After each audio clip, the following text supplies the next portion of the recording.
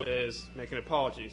Unfortunately, due to a delay in flight, KRS-One, who's supposed to be sitting at the end of the table, is not here yet. We're going to start without him and assume that he can get here. So if you bear with us, this is all going to work out.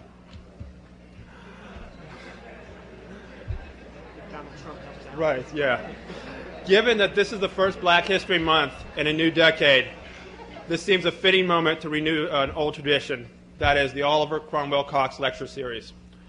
We plan on more events of this caliber throughout the rest of this year. And as you who are aficionados of the forum will realize, this panel is a bit different than most. But with a new dean and a new decade, it seems a most auspicious time to propose a slight variation on the theme. Tonight, we are concerned with addressing the problems that confront the community and hope that this event will provide a fruitful dialogue.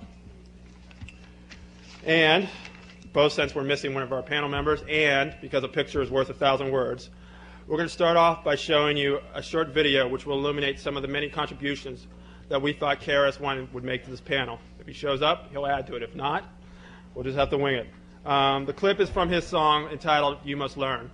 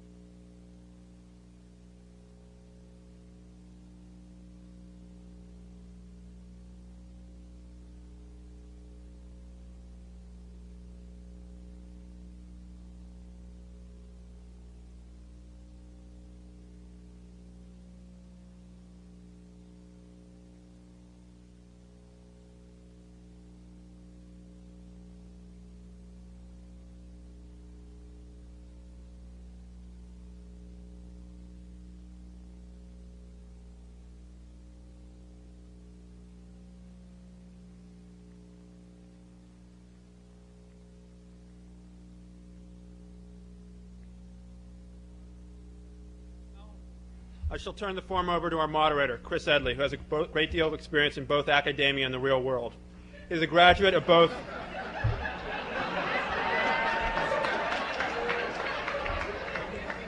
the Kennedy School and the Harvard Law School, and he is a tenured professor at the latter. He has also served in the Carter administration on the domestic policy staff and was the National Issues Director for the Dukakis presidential campaign. And now, without further ado, Professor Chris Edley.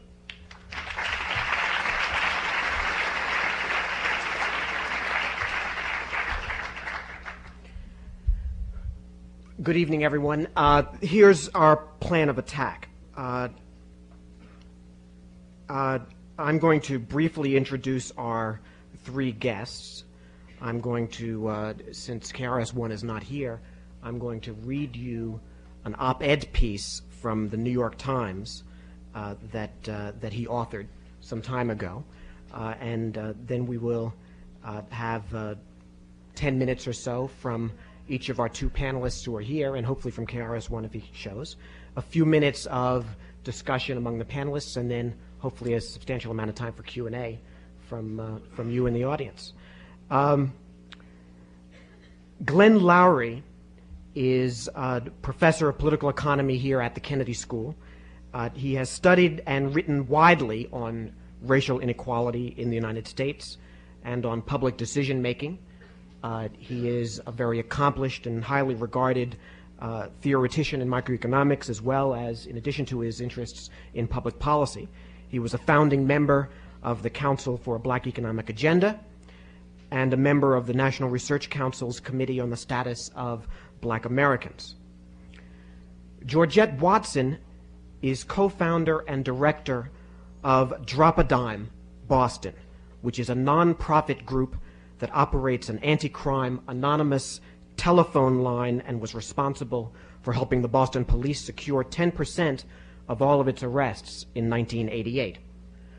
The group has been lauded by the federal government, drug czar William Bennett, as a shining example of what an empowered citizenry can do, and has been pointed to by leaders across the country as an outstanding example of the way leadership in the community can make a difference in the quality of life. KRS-One, Chris Parker, is a rap songwriter and producer. KRS-One is one of rap music's most socially conscious and articulate spokespersons. Homeless for 7 years while growing up, he sings of the evils of drug dealing, police brutality, and gang violence, and advocates the idea of strength through education and intelligence. His hit song, You Must Learn, the video of which we've just seen, proposes curriculum and attitudinal changes for inner-city youths. He has written about this on the op-ed page of the New York Times, and I'd like to read that piece to you right now. Young black New Yorkers are raised in a racially polarized society. The murder in Bensonhurst of Yusef Hawkins is not an isolated incident. The number of racially motivated crimes has escalated since Howard Beach, as the city's mayoral candidates ought to know. This was written during the time of the campaign for mayor in New York. And these crimes are only the most obvious form of racism. Young black kids experience a more subtle form of racism when their heritage and culture are stripped from them early on in their schooling.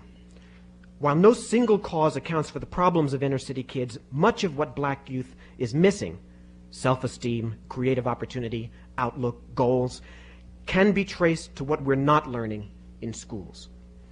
If more creative effort and dedication is not put forward toward educating this large, vital, and energetic populace that is this city's black youth, the city may soon be consumed by the symptoms of racism, and an already polarized New York may tear itself apart.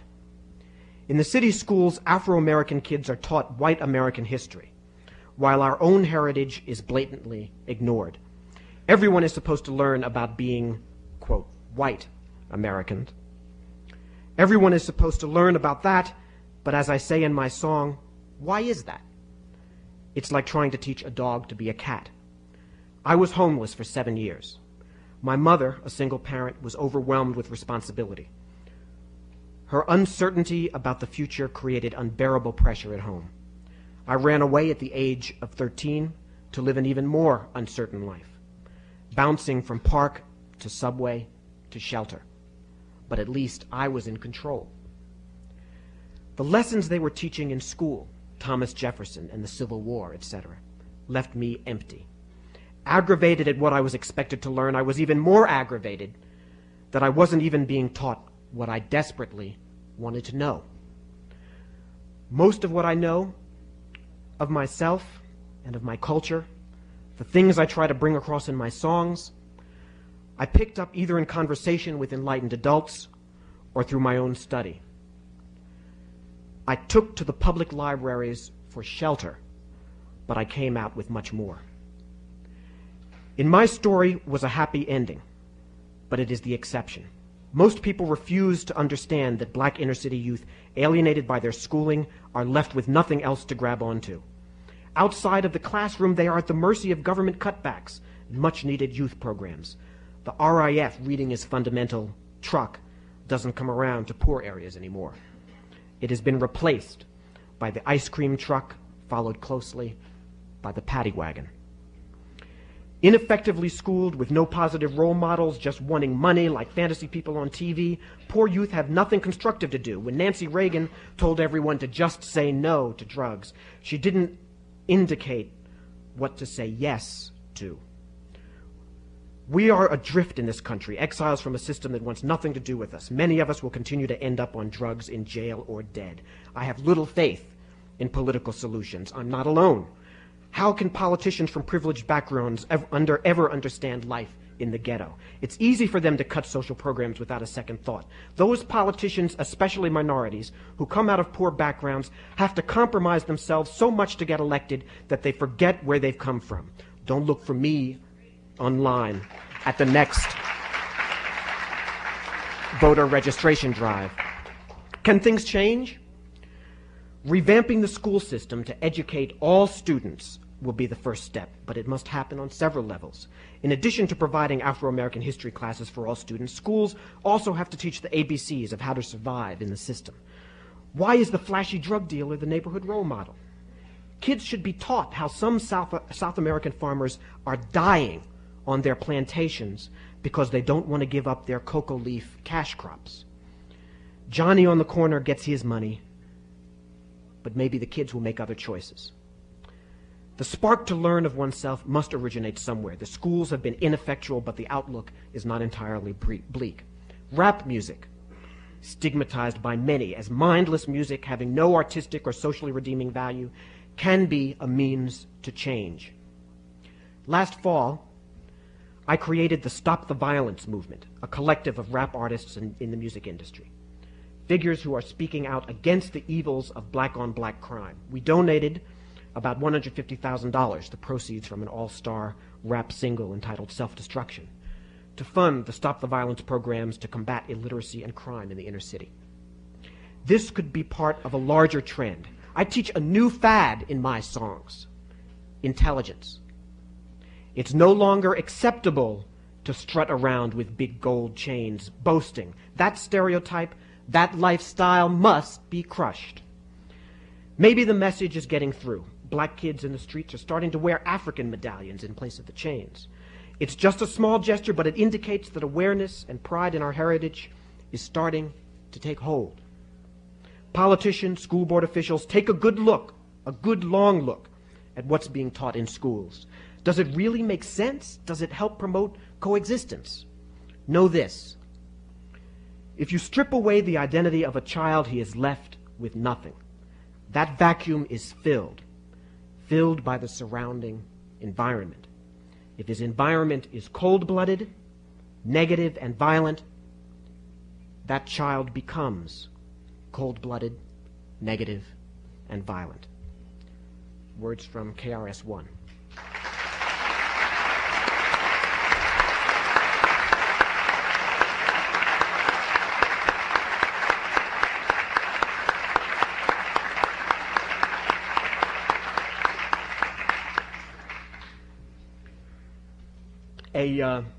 A student of mine, actually not a student of mine, a student I know at the law school, told me a couple of days ago that KRS-One had, that his lyrics had actually changed his life. I hope that's true for many people. I think this student worked in the computer industry before he came to law school. His name then was IBM 3. But no, that's all right.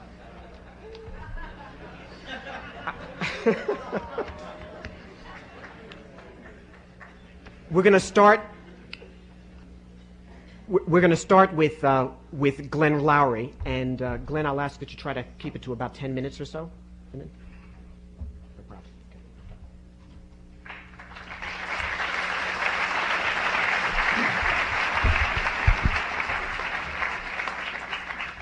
Thank you. It's a pleasure to be here, participating in the Cox Lecture Series, making a contribution to our celebration of Black History Month. KRS-One is a hard act to follow even when he's not here, but I will try. I'd like to just offer a few reflections on a couple of themes here. One theme, which is not news to anybody here, is that we're in a lot of trouble as a society. I mean, it's really bad out there. Okay. Georgette Watson can tell us about how bad it is in her community, and what she could tell us about her community is true in many communities around the country. This is not just a political problem. This is not just a matter of are liberals or conservatives right or wrong. We're talking about the future of a part of our people. When I say our people, I'm talking about the American people. I recognize that we are a diverse society. I relish in that diversity. I haven't forgotten that I am black because I'm a professor at the Kennedy School of Government. That fact is reflected to me every day, in part because I'm a professor at the Kennedy School of Government. I have a 13-month-old son at home whom I have to raise, and I have to teach him about his history and his past, about his identity and who he is, about the world that he lives in, and his being black is a fundamental part of what it is that I have to teach him. But I insist he's also an American. He will grow up in this society an American, and he inherits, by virtue of that, a whole lot of stuff that a lot of people all over the world are willing to give their lives to try to get a piece of. I want him to understand that too.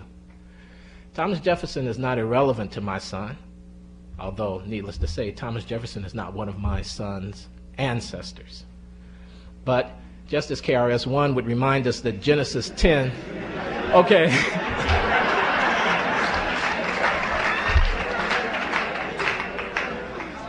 The best genealogy available on the Lowry family suggests that.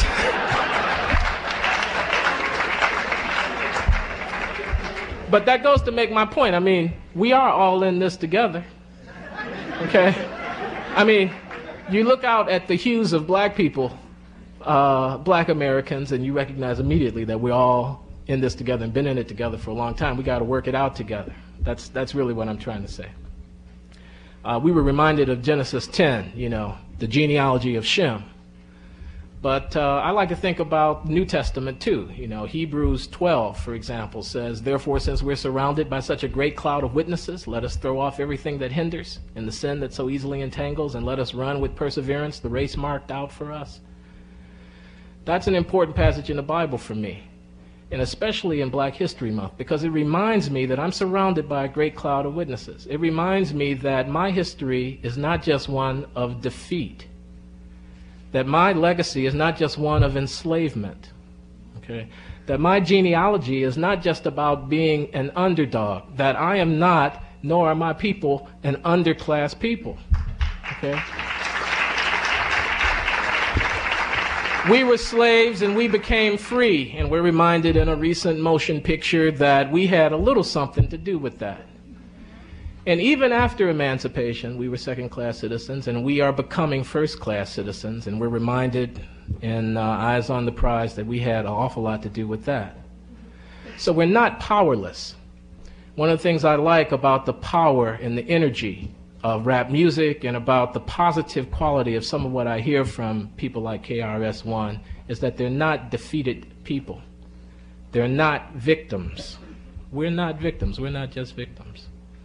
And there's an ideology, if you will, of victimization. There is a kind of philosophy of making claims that has crept into the political rhetoric of black Americans that I think is profoundly destructive, which holds that by virtue of the real crimes that our people have endured in the past, we must offer ourselves up, ever-ready doomsayers, always alert to exploit our suffering by petitioning more or less sympathetic whites for the transfer that they might make right around the corner. We've got to throw ourselves prostrate at people's feet who may or may not be interested in our plight, demanding in the name of justice what it is that we might just be able to create with our own hands.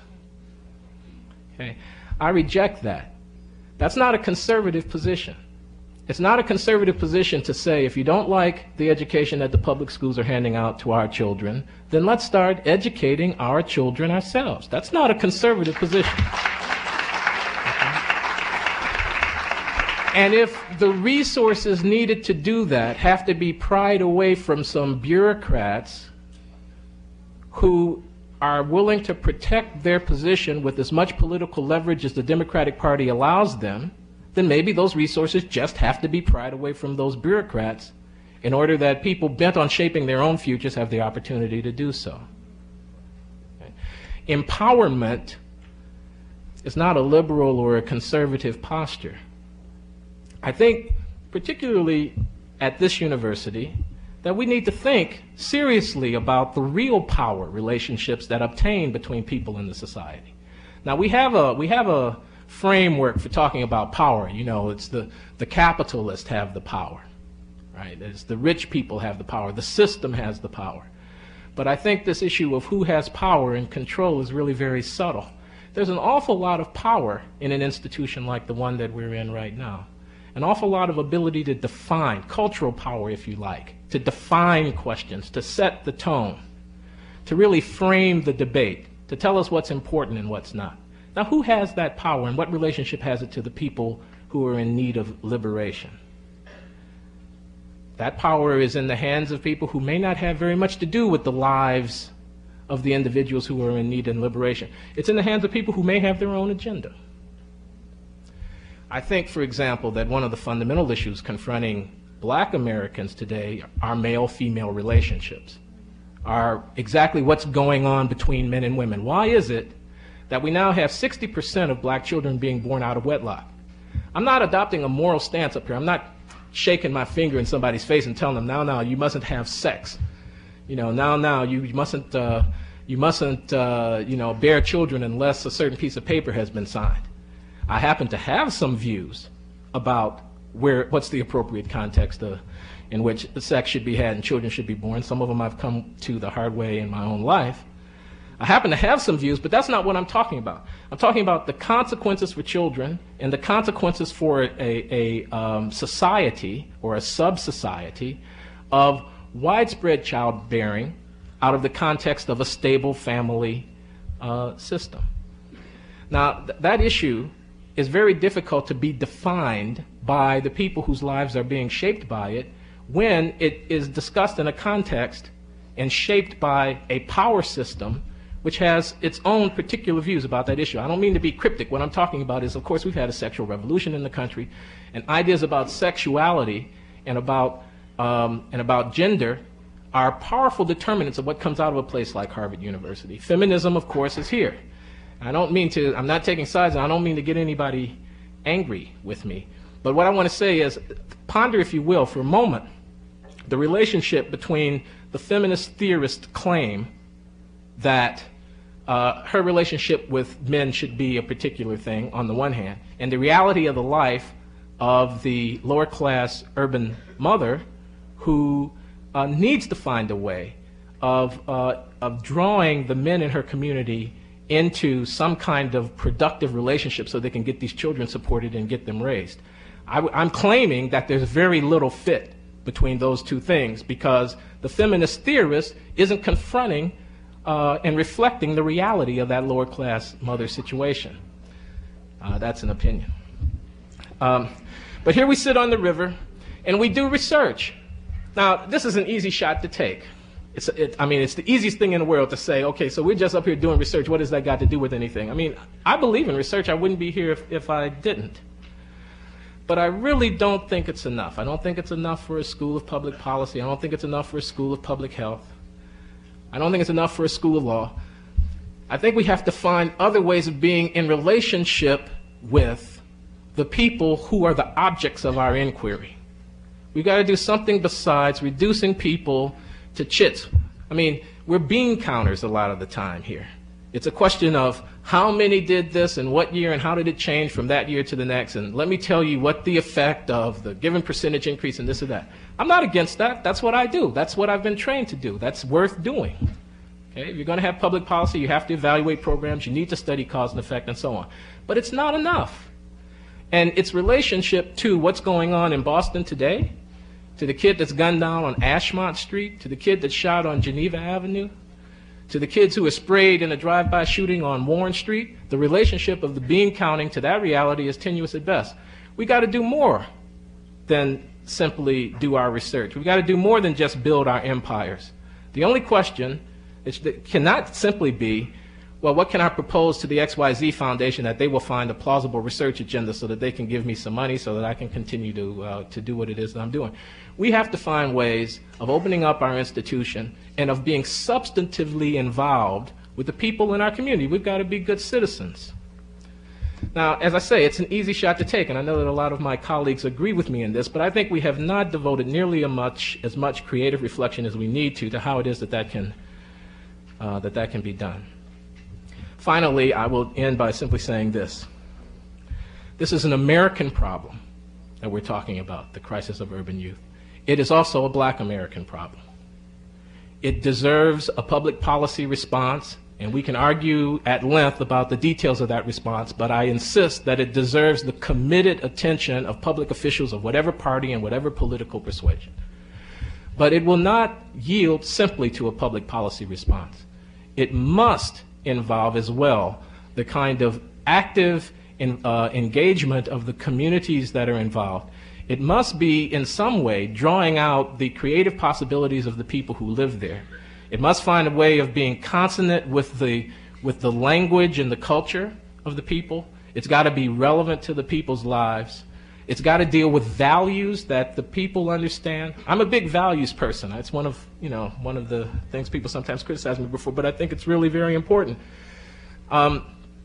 A part of our academic culture at a place like Harvard University, of course, is a neutrality toward values. We don't want to talk very much about what might be right or wrong. We're a little skittish about suggesting that people should live in any particular way. But any community must engage the question of how ought we live and what are our obligations to each other and what's right and wrong and what's consistent with being a member in good standing of this community or not. Indeed, the very idea of Black nationalism, of African American nationalism, engages that question in a fundamental way. Someone's going to hold me accountable as a Black person and as a professor at Harvard as to whether or not I'm being true to my people, right? I'm going to be asked, is my behavior right or wrong? That's a value question and a relevant one. Not one easily shaped by academics, but one that I think is necessary to be raised if we're to get somewhere. I'm supposed to stop now. Okay. Thanks very much. That's my...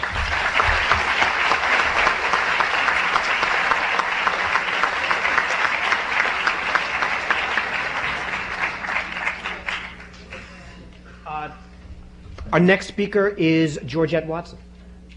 Ms. Watson.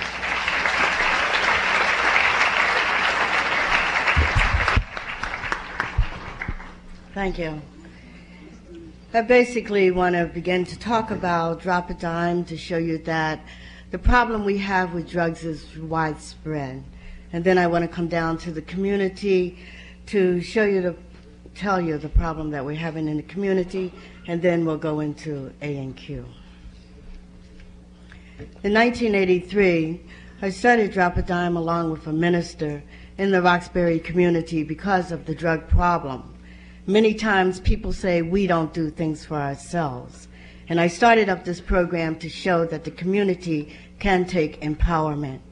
There were drug dealers coming in the community who were hiring our youth, and we wanted to do something about it as adults. And then that way of doing something about it was setting up the tip line. Now, Drop a Dime has been in existence going into its 7th year. It has been credit for 10% on the yearly arrests that are made in the Boston area as a whole. We started out in the Roxbury community, and now we cover the whole of Boston. Not only do we cover Boston, but we do work with the Cambridge Police. We also have a Drop a Dime Somerville, a Drop a Dime Gloucester, a Drop a Dime West Warwick, Rhode Island, Central Falls, and Pawtucket, Rhode Island, to show to you that this drug problem is crossing all lines, all colors, and all class. It is widespread. It's not just a they problem anymore. It's all of our problems. What I'll tell you about the community, we hope that you will join us in saving the youth. There is a crisis going on. And I have statistics to talk to you about what is happening in the Roxbury, Mattapan, Dorchester community of Boston. And looking at the news, you're all aware that we have had, to date, 23 homicides. Out of those 23 homicides, 18 of them have come from the black community. We have had a number of 12 shootings, 5 stabbings, and 1 beating that has occurred in the black community. The guns on the street in the hands of youth is ludicrous. We have people who are able to go to Florida and buy guns at the price of $300 and sell them to youth at the price of $600 to $1,100. Not only are they killing each other, but they also are beginning to shoot up the community. Last year, in October, there was a service going on with 50 women in a church. 50 women in a church having a women's gospel. The door was kicked in and shots were fired in that church. We also had a funeral home that was shot up during the time of a funeral.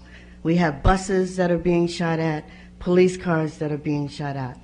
It is just not happening with each other in the community.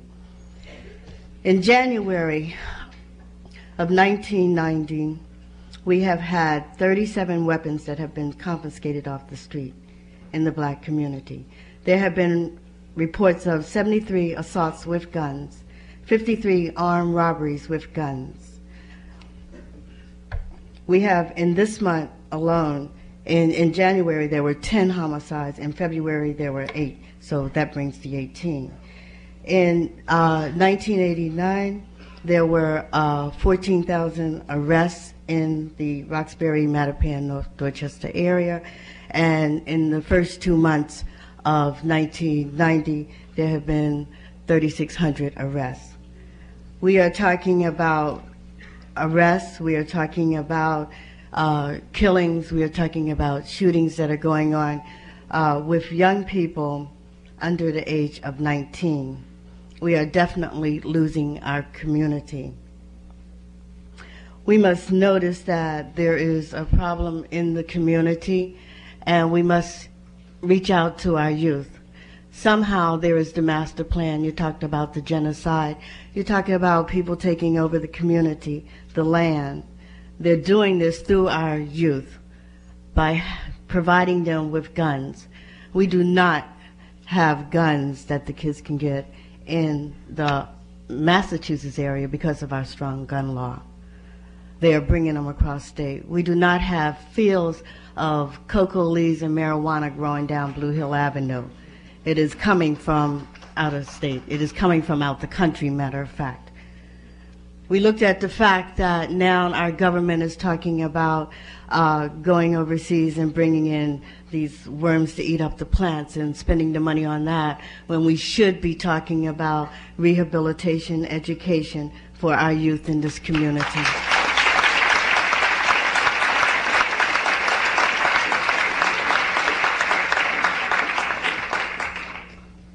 As we continue to watch the news unfold, we continue to lose our children. Most of all, we are talking about the crisis that we're in, and we're talking about the youth. And I think this forum tonight is to focus on the youth, our black males, the education, and bringing us back to our heritage. And as I say that, I want to say to you is that I hope that out of this forum we come with an understanding of unity and what needs to be done in order to save the youth, and especially the black youth of this nation. It is not only happening in Boston, but it is happening in every inner city of America. Thank you.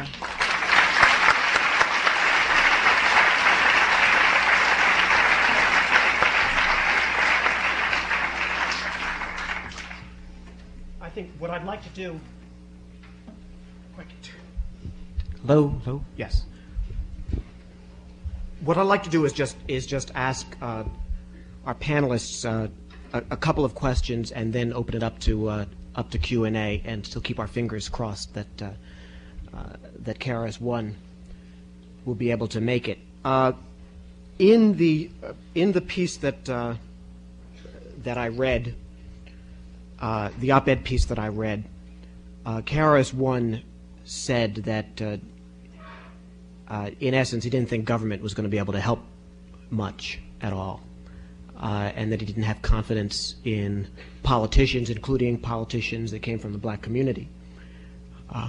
On the other hand, he ended his piece by talking about the importance of politicians and school board officials examining the nature of the curriculum in the schools and taking steps to reform the curriculum, and I think impliedly suggesting that government had a responsibility to improve the environment that's faced by inner city youth. The question that I wanted to put to each of you is,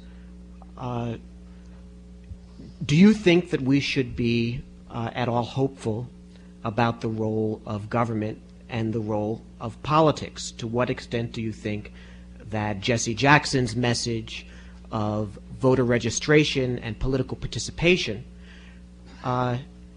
is a sound one, or is that just a dream? Georgette?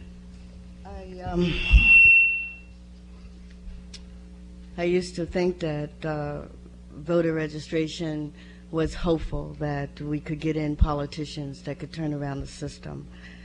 The only thing I believe in now is ourselves. In order to do something is to, as one was said, is to start the education process ourselves.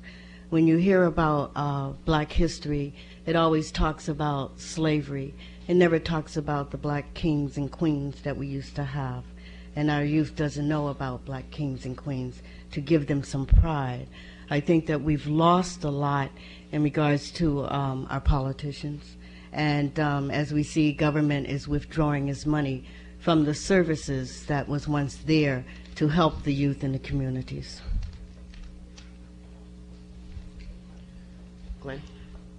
Well, I'd just add to that. Is my mic on? Let me just add to that I think education is not fundamentally, at least the education that we're talking about. Well, okay, I think they're doing something about it. Okay. I think the kind of education that we're talking about, which is education in identity, education that creates peoplehood, is not a public responsibility, and that we'd be foolish to rely on public institutions to do it. Now, to say that is not to say that there isn't something that public institutions do. It's obvious that blacks are going to be dependent upon public schooling for the foreseeable future as a mainstay of the basic education of our people. Approximately half of black youngsters are in public schools in the 12 largest school systems in the country. So that's where people are. But I'm making a distinction, and those school systems, by the way, are deeply troubled, as we all know. And I mean, we've just seen with the fiasco that's gone on here in Boston recently, one dimension of that trouble, but that trouble reflects itself in a lot of ways. It reflects itself in various measures of educational performance. I mean, we know that the kids are not getting the cognitive skills that they need in order to function in society, and those schools often, by and large, are not doing it. So now I'm making a distinction between educating kids reading, writing, and arithmetic so that some of them have a chance to actually get to an institution like this and go on and change the world, on the one hand, and educating people culturally so that they emerge with some sense of who they are and some inner sense of identity that allows them to withstand the slings and arrows of racism and whatever. I see those things as very distinct. And while I'm not standing against these various efforts to try to reform curricula to reflect more of the diversity of our heritage, I'm not saying that's a bad thing. What I'm saying is that it is never going to take the place of us educating our own people. Now, I mean, look at various immigrant groups that had after school and Saturday school and so forth, in which kids were taught Hebrew and kids were reminded about the old country and so forth. Look at the potential of religious institutions to serve as a vehicle for educating children. Look at the responsibility that parents take on when they bring children in the world of educating them. I mean, that's the kind of thing that I want to talk about mobilizing in terms of giving people a sense of heritage, identity, and so forth. I mean, we've got a separation between church and state. If you were a Catholic, you wouldn't think that the public schools were going to teach your kid about what being a Catholic was about. As an African American, I think in an analogous, not identical, certainly not legally the same, but in an analogous fashion, I oughtn't expect that public schools are going to teach my kid what being an African American is about. Okay, I guess I want to take a little bit of issue with, I guess, with both of you and with and especially with KRS-One since he's not here. And I think that since this is a school of government, it's probably particularly appropriate to argue. He may be coming in. Maybe I better not take issue with him. I understand he's very tall.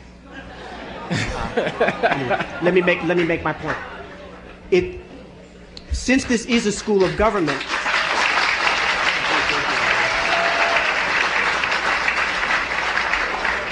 I don't see him.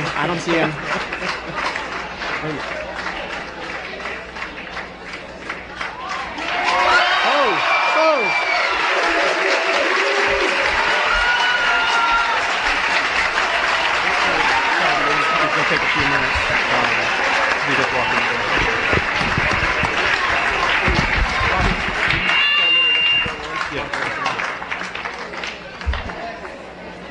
As many of you may have noticed,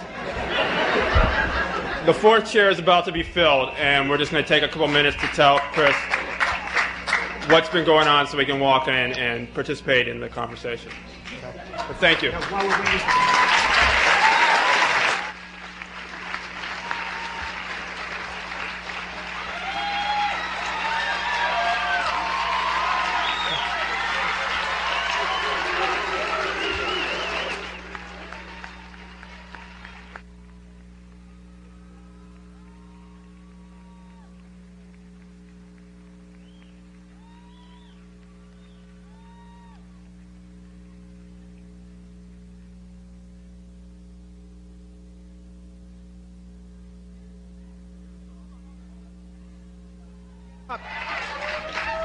Okay.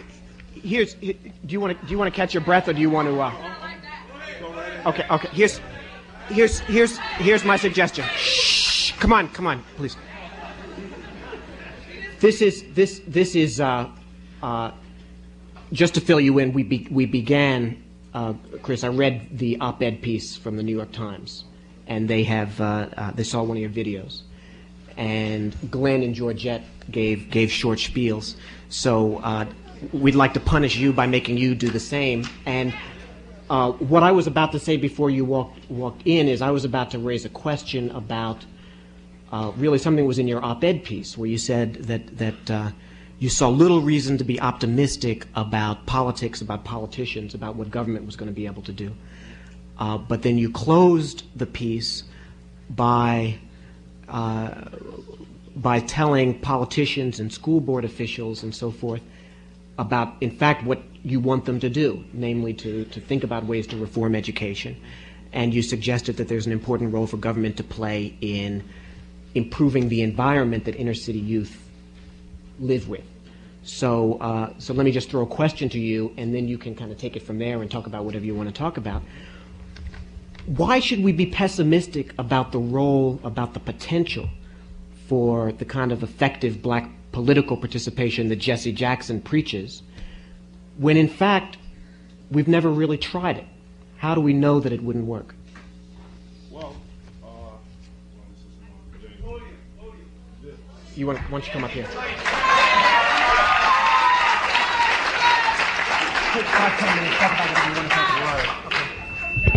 One, two. Well, basically, to begin with, the Times piece was edited immensely, and the point of the matter, I did go into it. I have personal views and factual views. I'm not going to go into my own opinions. I'm going to start with facts. The reason why I made such statements is that it was basically because of the present situation of black Americans in America. This is not our land. We have not come here with bags saying we're coming here looking for a better way of life. So, therefore, no matter how high we go up in government, politics, this land always belongs to, quote unquote, the white man. This is his land. Now, ultimately it used to be the Indians' land. They were annihilated and it was taken. The ones who are in power right now are the ones who are writing our school books, the ones who are giving us jobs, the ones who are forcing us to go to school because it's the law. But what they do not recommend to us, or what they do not tell us, is that there is money made in every situation of life.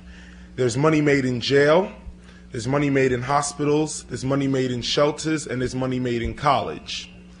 If knowledge is to relieve the world of ignorance, I pose the question, why are we paying for it? The point that I tried to stress in the op-ed piece, which was sort of taken out because, you know, the nature of the times and so on. But what I tried to stress there was the fact that you cannot possibly teach a student you don't love and you don't respect, and vice versa. You cannot teach a student that does not love or respect you. So specifically in urban teens, specifically black urban teens on up through college, so on, there's no relationship between the student and the teacher. The student is foreign to the teacher and the teacher is foreign to the student.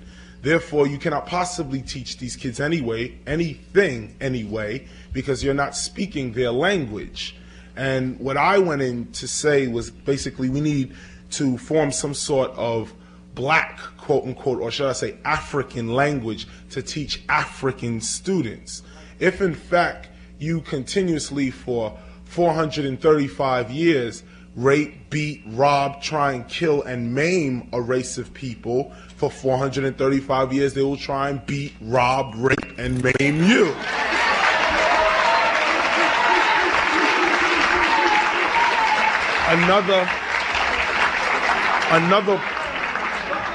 Another point to bring out is that in the school systems here in America, we're not taught African history. We're taught someone else's version of African history. For us, African history, or what they call black history, starts with slavery. It says, well, you were a slave, and then. So my point goes a little deeper than that. I feel as though that African students learning American history actually becomes not sane to their own culture. They become insane to their own culture. And the black man shows his insanity every time he shoots and kills his brother. And that's basically what the op-ed piece was all about.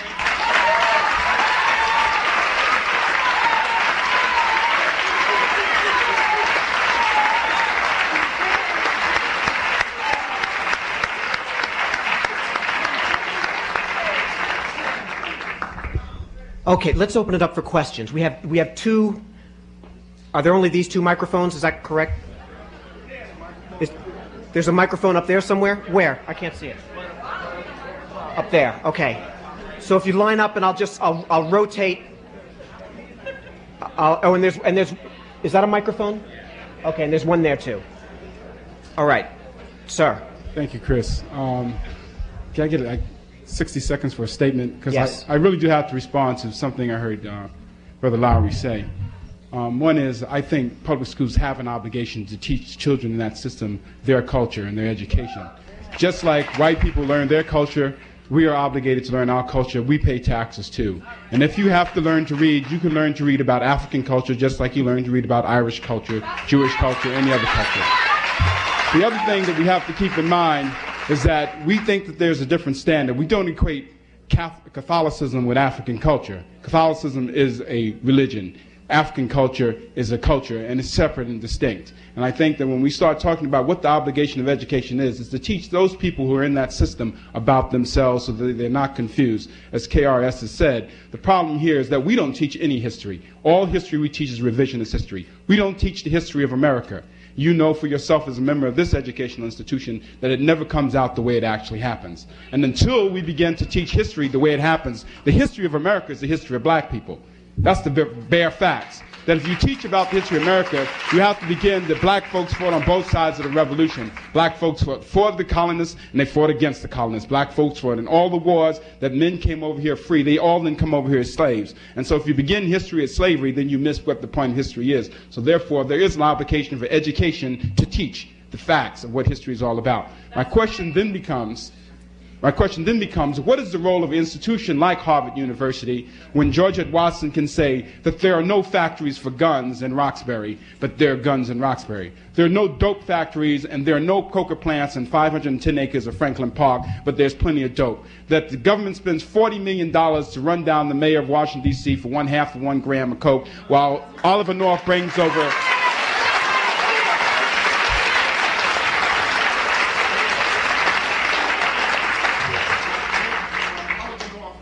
While Oliver North is allowed to bring over bags of cocaine, and that's documented in the congressional records. What is the role of an institution like Harvard University in order to find out the facts? Black people are the victims. The guns and the drugs are the causes, and therefore I want to know, what do you think the role of an institution of this nature is in finding out where these things come from? Okay.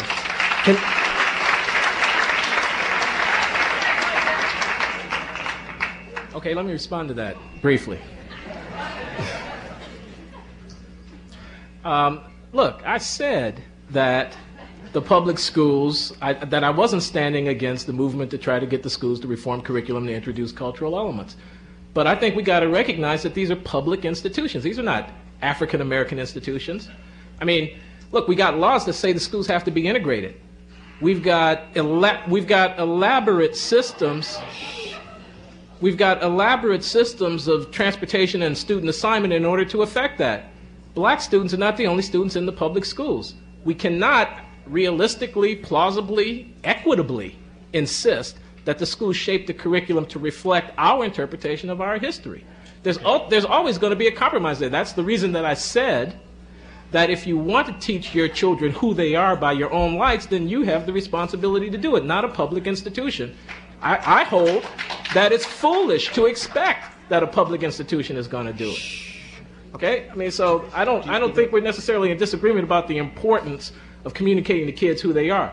I mean, you and I may not have the same interpretation of African history, for that matter, but in any event, we can argue it out, right? I mean, we can have our institutions in which we have our debates and deliberations, in which we decide on what it is that we want to say to our kids. We can do it in our private homes in the way that we see fit.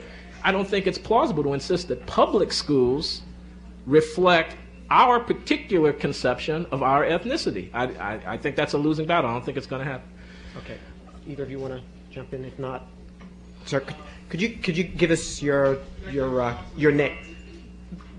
Question about Harvard's role in dealing with drugs and money laundering. Harvard's role in dealing with drugs. Well, look, professor of law.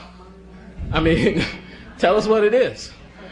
I'm not going to take the weight for Harvard University up here. You all might as well understand that right now. I'm not responsible for Harvard University, okay? So, I mean, frankly, I don't know. I mean, I think you look at the facts and speak the truth to power. I mean, that's, ultimately what a university is supposed to do. We're supposed to look at the facts and speak the truth. Well, maybe that's not always happening, and then, noise should be made about that. But right. Well, I'm just part of the paid help around here too.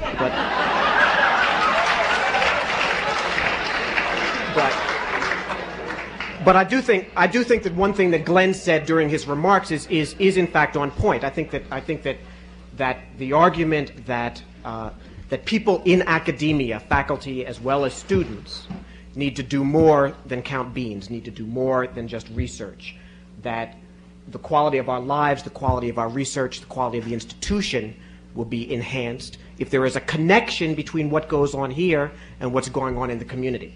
That process of live, warm, full-blooded engagement with problems in the real world can make the institution a better place. And I think in that respect, I think Glenn was right. But we just collect paychecks here. So will you identify yourself, please? Yeah, my name is Sean. Try to keep the questions shorter so we can move on. My name is Sean Corcoran, and I want to thank KRS-One and Boogie Down Productions, and also Public Enemy, Eric B. and Rakim, Jungle Brothers, for bringing things to my eyes that I can't see as a white man. But I think that what we have to realize is that every single one of us in this room came from the same path. And we got lost to one another. That some maybe skin color changed due to climate, things like that. We're all from the same path of people. If you talk about history, it goes back, I mean, you could say as far as African history, we all come from Africa. That's where original man came from.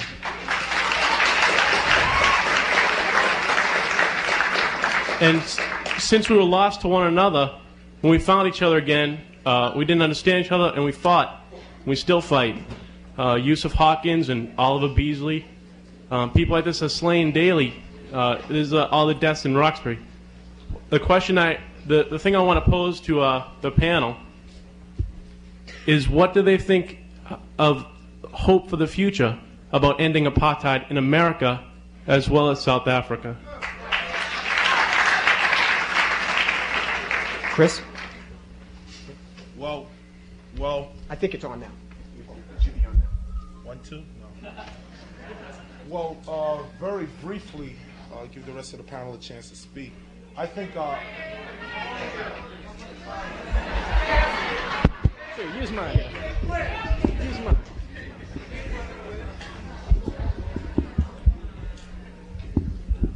Very briefly, I just say that in a situation like that, the only solution is revolution, and there is no there's no soft way or talkative way or debatable way to handle basically the devil. Satan only knows himself, and therefore he must be destroyed. You cannot compromise with apartheid. You cannot try to improve upon apartheid. It must be totally wiped out. Once we have a clear understanding of what America is all about, then we'll have a clear understanding of what our goals to wiping out this system is all about. Thank you. Chris? Okay. Let's move on. And can we try to keep the questions short so I can get as many people in as possible? Okay. Up there, please. Is this mic on? Yes. Okay. My name is Randy Short, and my question would be, what kind of society do you think we would have if blacks had the proper education within their schools to their history, where they know about lynchings, they know that when a black woman got raped and she went to court, she went to jail? What kind of people do you think that sort of education would produce? That's one question. Then the other question I'd like to ask to Mr. Lowry, because I desegregated schools in Northern Virginia, where white people go to school, the education is for white people. White people learn white history. Certain school systems in the country are already predominantly black. Why in a school system where it's 90% or 99% black do people need to learn about Italy, France, Iceland, Norway, the Laplanders? We need to learn about everything other than the culture in which they're in. And to me, your arguments don't make any sense. Black people have died for this country. Black people died disproportionately in the Army. And since we don't receive any tax benefits for the money that we pay in taxes, I mean, who cares how much we pay? If we pay 10 cents on each dollar and we don't get 1 cent back in services, your argument on taxes is ridiculous. What argument? I didn't make an argument on taxes. I mean, what's this about, really? I think that's what we got to get down to. What's this argument really about? What's the anger really about? I don't think I said anything that was that outrageous. I said if you want to teach kids black history as black people, let's teach them history. They're our kids. Let's start teaching them. What's there to argue about that? Now, who are white people? I mean, I've heard a lot about white history and white people. Who are these white people? I mean, we're all in this together. Down underneath, we're all the same people. The problems are human problems. The condition that we're in is a human condition.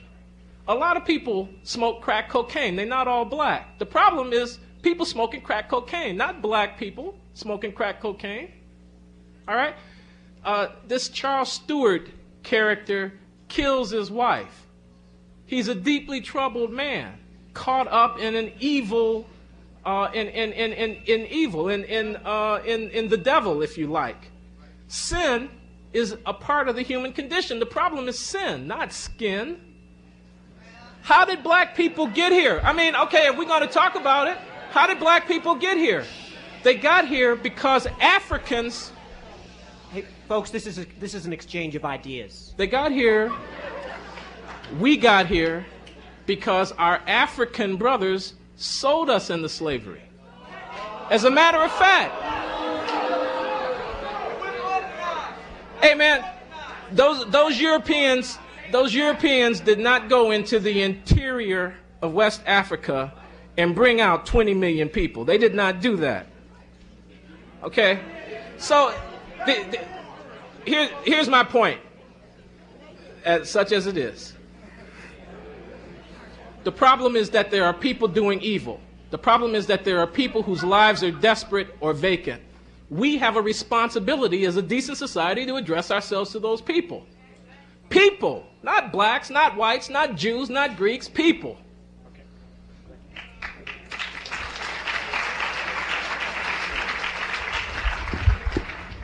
I would like to add into that,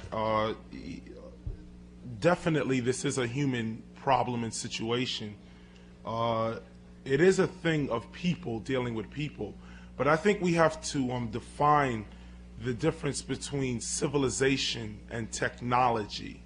And the reason I point this out is because Africa, original Africa, was a civilization. The original ancient Africa did not have the idea of slavery. The original ancient Africa did not even have the idea of jails. They did not know the idea of war. The place was renamed by Alexander the Great to be called Alexandria, and this is where you have metaphysicians and thieves and liars such as Aristotle. I think all through our history, we as a people, as being peaceful, spiritual people, have been stepped on by the uncivilized. Civilization is an advanced stage in social development. Technology is the science of mechanical and industrial arts. When technology takes over civilization, we have what is called ignorance.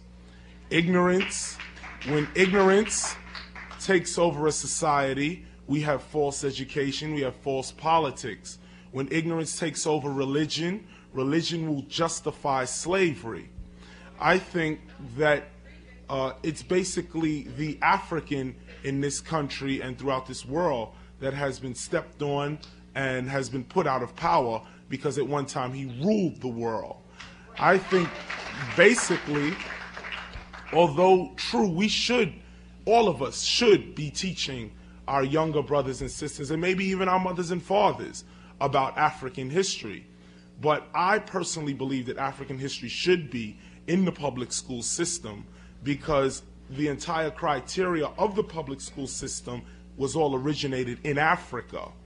So if you're going to teach science, math, art, you should teach the origination of science, math, art, and so on. Science, math, all of that originated out of Africa. The most well-known place was Alexandria. It was known for its knowledge. It was destroyed and raped because of its knowledge. And I think the public school system needs to know that.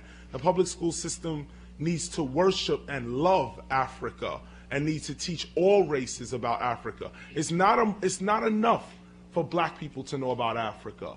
White, black, Oriental, India, everybody needs to know about Africa because everybody has benefited from Africa.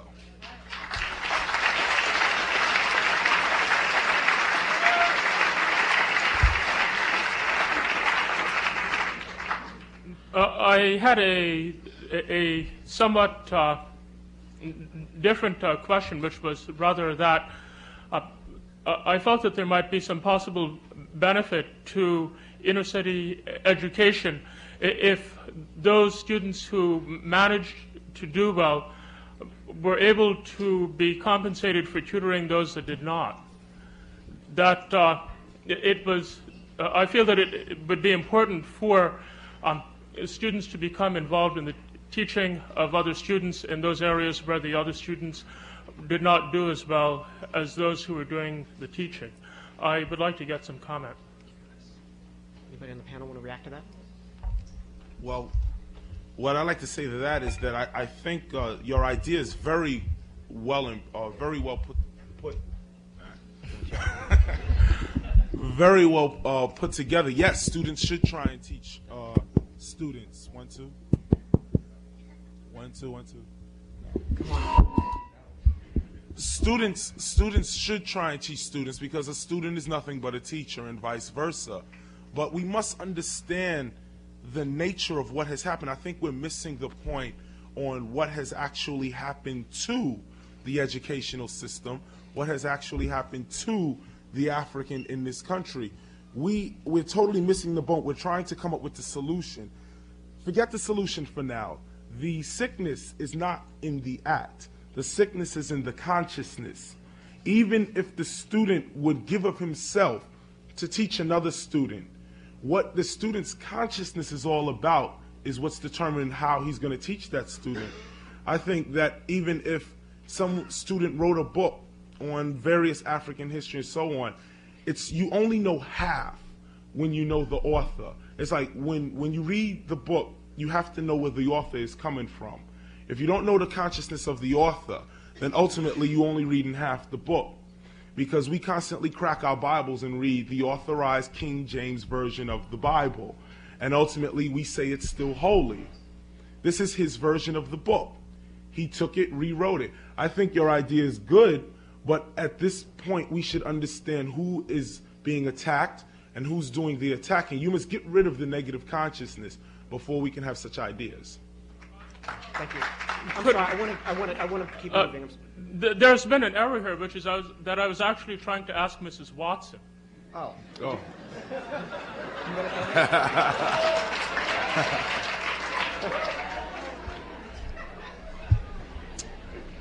I basically think Chris really did a good job in explaining it. I think in the educational factor, we can educate each other, and I've been listening to the degree of education in black. But yes, I do think that the black history need to be educated broad-based. But once we're educated, where do we go from there? We have to go on, and they're not letting us into the door of technology, as Chris has said. Name, please. My name is Melody Webb, and I'm a student here. I'm from Washington, D.C. I want to let you know that. In my understanding, paternalism is a large part of what you're fighting against. So I'd like to ask you, how do you feel about non-blacks owning, editing, and publishing rap periodicals, which have the potential of becoming, in the public's mind, the authorities on rap music?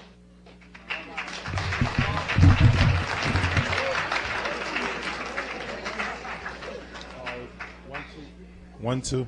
Well, now you're on mic. What I think about that, I think basically rap music in general should be worked on and studied by everyone.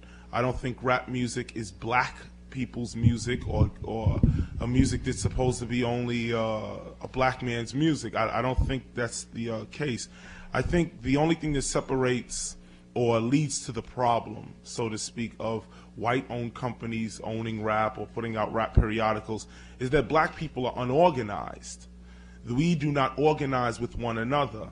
there's nothing, there's the percentage of white-owned periodicals of rap is very small. It's probably 1 or 2 or maybe 3 major publications out of the other 95% of black-owned publications and so on.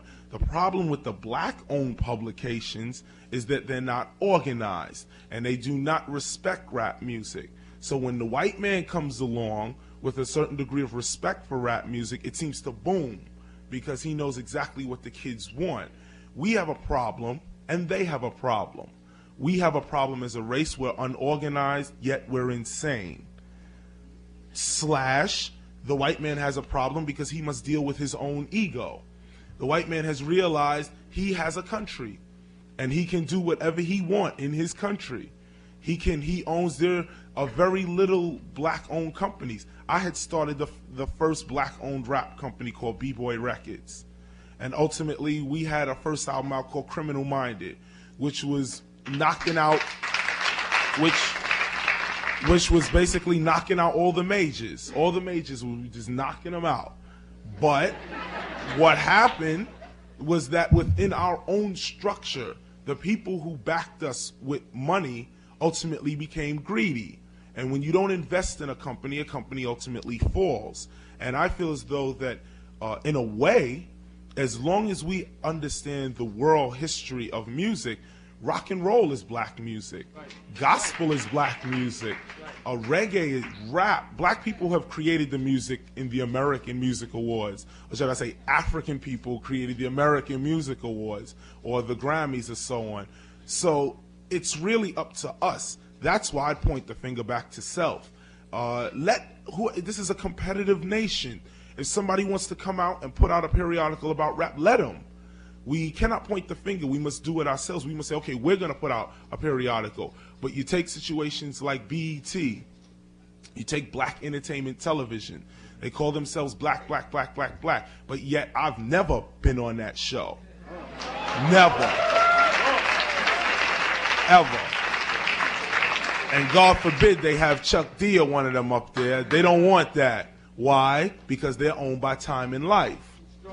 You see? So when the black man realizes that it's not about his dollar and it's about his culture, then ultimately we can knock out these certain situations of white on this and white on that. But we're unorganized as a race, ultimately.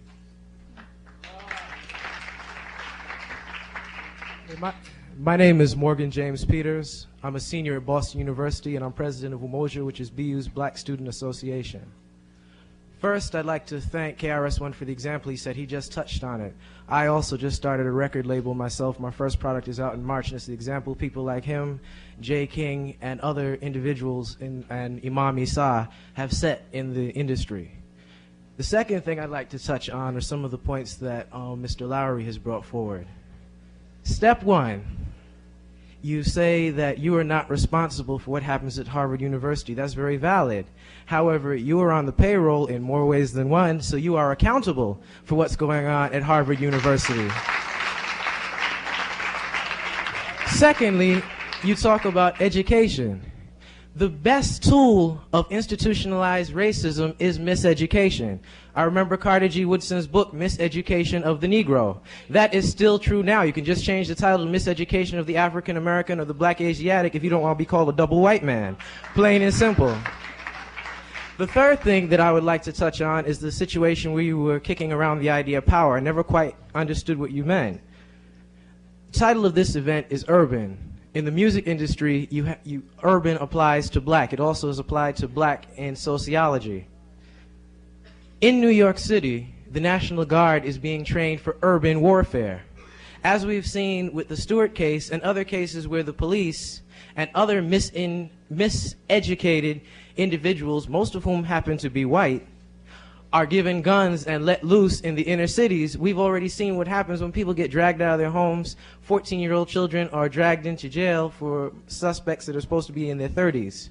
So I'd like to know, what do you say with this miseducation that is going on? And what do you say to stop and redistribute this power so that we can take control of our communities once again? Okay. Glenn, briefly. I'm responsible for what I do at Harvard University. I'm not trying to evade that responsibility. I don't know what. Look, hey, I teach courses, I do research. I'm here, right? I didn't have to come here. But I mean, I don't quite. Hey, I don't know what you want from me in that respect. I don't know what you want from me. As far as the situation with respect to violence is concerned, I mean, the woman just got through giving you the statistics.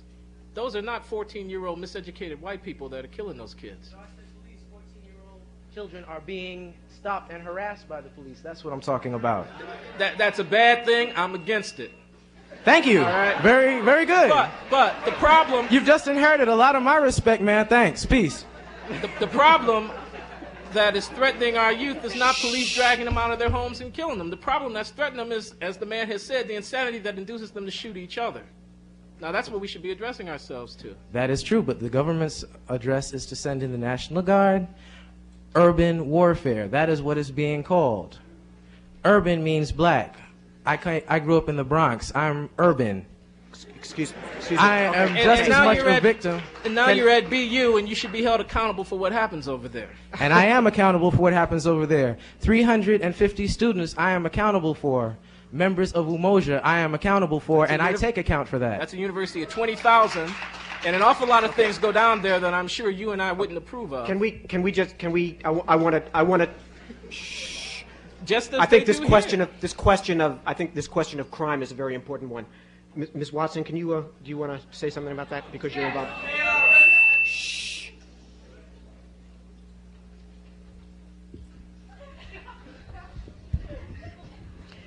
In regards to the issue of crime, I think it's something that we ourselves have to look at, something that we ourselves must deal with.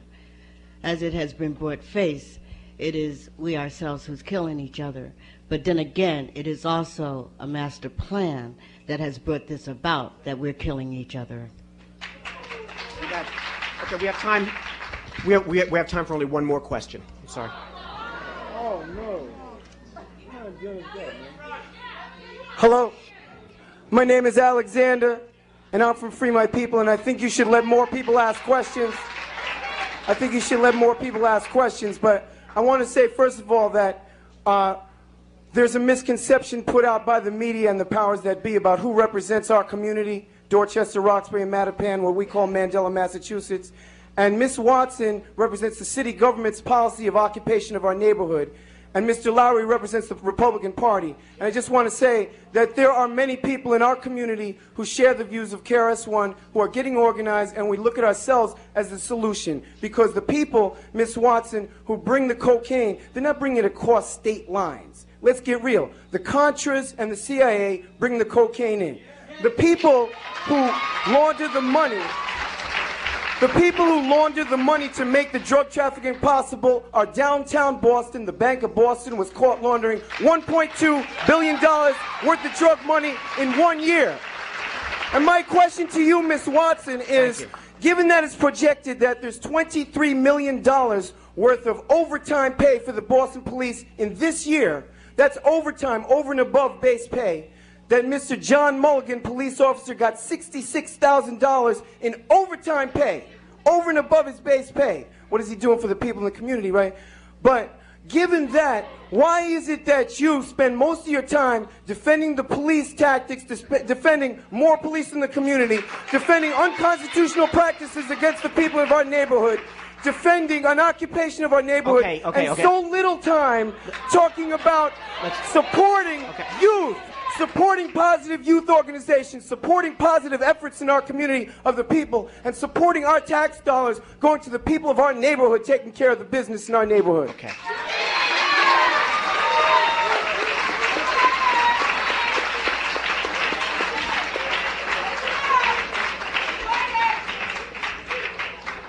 Let me explain. First of all, when I started Drop a Dime, I ran it for 3 years out of my pocket. I ran it for the community because I cared of the community. If you talk about community programs, I have supported community programs out of my pocket. You talk about the Church of the Community, Roxbury Community, Reverend Hagler's Church. I have sent donations to Reverend Hagler's Church out of my pocket, out of my pocket. Now you talk about in regards to downtown. I'm not tied to downtown. I can't explain the police tactics of overtime. I wish I had that money to run my program to do better in the community. Now, let me tell you, if you talk about supporting the police tactics in the program out there, you're talking about Terry versus Ohio, you're talking about stop and frisk. What I have always said, and I stand by that, is that I do not support police using illegal tactics. Come forth with the police that is using illegal tactics, and I'll be the first one to go against them. We do not have any other tactic going right now except utilizing the police. It is unfortunate that when I started Drop a Dime, I started and there was a white police commander for Area B. I lobbied hard along with community people to get black commanders in Area B. It is unfortunate that there are many cases. Same policy. Excuse me. It is unfortunate that there are many cases that is being brought about that is mentioning the black commanders who elevated themselves through the police department. Black commanders who have even took out cases of racism against the police department. We are trying to do the best we can. If black people supported black programs and black institutions with money, we wouldn't have to go to the white man to help each other. And I believe in that. I worked a job and did Drop a Dime, worked a job and paid for it. And it hurts me that banks do come forth with money so that I can help my own community. I want my community to support the program. I can stand up to the police. I can stand up to them, and I have stood up to them in various issues. Until something comes forward that the community can work together to stop this crime, we have to go with the police. I have called for a unity in that community, that all people, all so-called activists, leaders, youth, everybody stand together, because all of us are after the same issue. We do not want crime in our community. We want you kids to live. You are our future. I want to see you carry on as doctors, lawyers, and go on. That's why I started the program. That's why I'm out there now. Come forth with police and let's hang them if they out there doing something illegal to the youth in our community. We can't fight the criminals, the youth, and the community and each other. We have to fight the whatever is out there that is tearing down the black community. And we have to look at what it's all about. I said it's the master plan, it's genocide, and everybody out there knows that they want the Roxbury community because it's connected to downtown Boston. Okay, can I ask Let's some more KRS-One? questions. Can I ask KRS-One? There's some people in the black community who feel that police tactics are too aggressive and it's an occupation force. There's some people in the black community who say they want protection from the violence. What's your view? To go in depth, the solution to that problem could start with, number one, the Black Panther Party. Number two, the Black Liberation Army. Number three, the organization of drug dealers in our community. Believe it or not, yeah, the organization of drug dealers in our community. These people are not the individuals just shooting little kids in the street. This is nonsense. These people look just like me and you. The only situation that separates the drug dealer on the corner with Coca-Cola is that they're organized. Coca-Cola would buy a building in Midtown Manhattan, somewhere downtown Boston. The drug dealer works out of a slum. The Coca-Cola packages their stuff and gets Michael Jackson to sell it. We stand on the corner with a beeper and a gold chain. We need to utilize the forces that we have. I think that, yes, there is a conspiracy. There is a master plan to destroy the black man. It is definitely a plan. It is in the Constitution. The Constitution upholds this plan. The Constitution says that the black man is 2/3 of a man.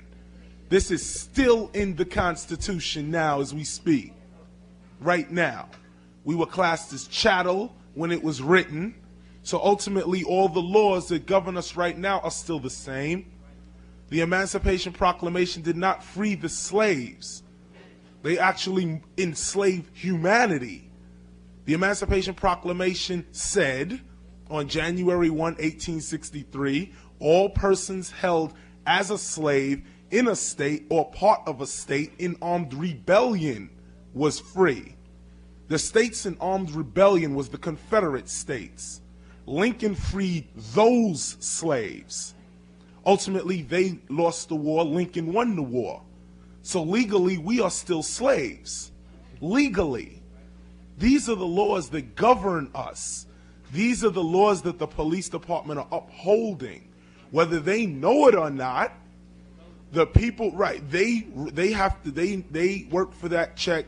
You go against this law, you can either be thrown in jail yourself or you'll be fired.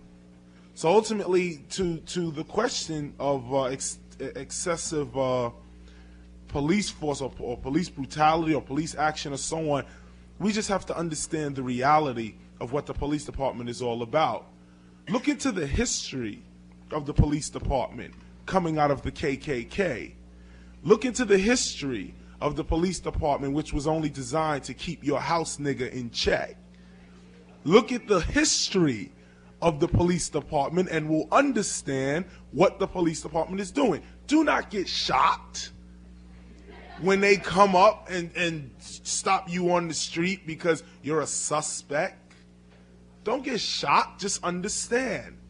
I think basically the cure to that problem or to that question would be for us to study law more in depth.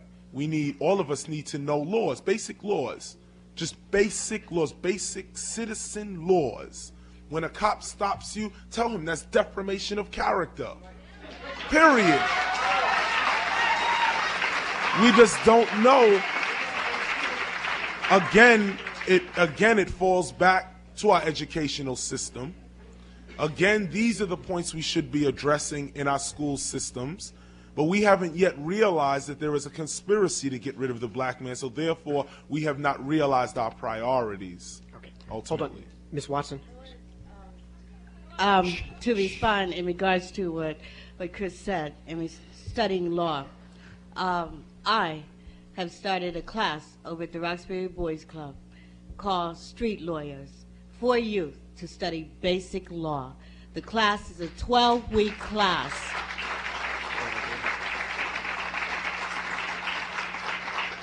I have done that class in conjunction with another school, Law Center, who has brought in lawyers.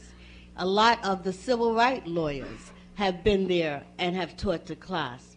And I would say, take Chris, what he says, study basic law. I have prepared youth for street lawyers so that when they're stopped on the street, that they can say that they know their rights.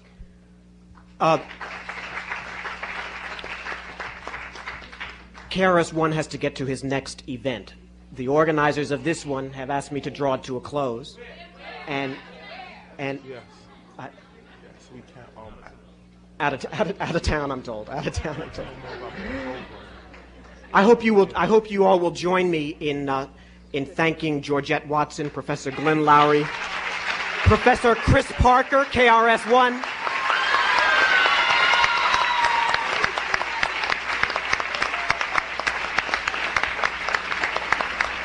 the Kennedy School, Black Student Association, and Alumni Association. Please use exits on both sides here to avoid jamming. And thank you again, everyone.